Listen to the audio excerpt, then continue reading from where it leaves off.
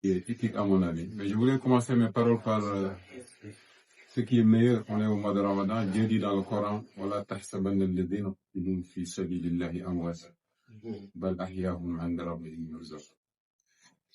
Ce sont des paroles qui peuvent vous soulager, parce que les martyrs ne sont pas morts. L'autre même disait, écrivain de chez nous, disait que les morts ne sont pas morts. Je ne croyais pas si bien dire quand Allah subhanahu wa ta'ala reprend ces paroles. Excellence, nous ne sommes pas du nombre des insouciants. Al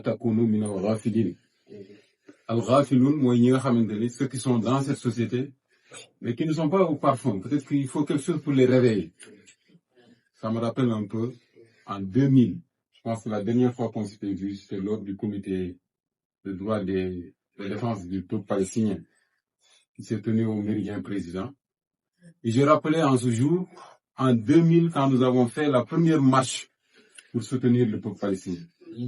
Il y avait même des Sénégalais qui me disaient, eh vous là, il y a d'autres questions beaucoup plus importantes. Et aujourd'hui, on voit toute la dimension.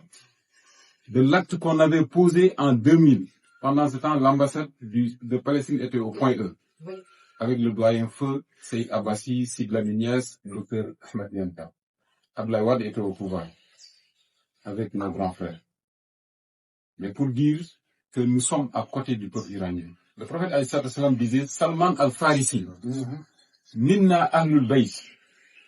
Salman était autour du prophète, il était un sahaba du prophète alayhi salam. Et il était perse. Il était perse. Et Salman, je disais à Mohamed que Dieu merci que le jour de la bataille des tranchées, Yom al-Khanda, la bataille des tranchées, ce qui était l'une des plus grandes batailles, l'une des batailles les plus éprouvantes de l'islam.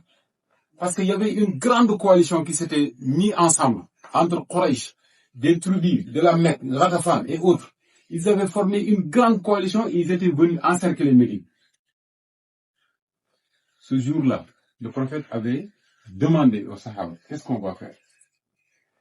Qu'est-ce qu'on va faire? Et Salman avait répondu en disant, Ya Rasulullah, au prophète, chez nous, quand on nous attaque comme ça, on reste dans la ville et on construit un tranchée.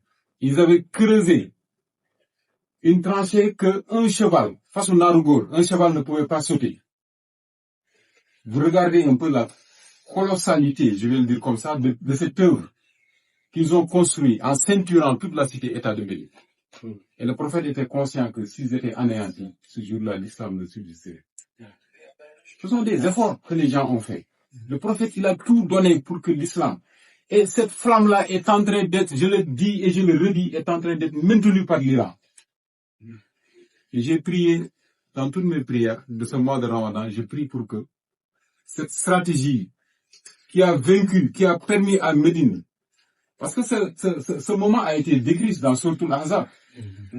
Dieu dit dans le Coran que le cœur des croyants était à leur gorge.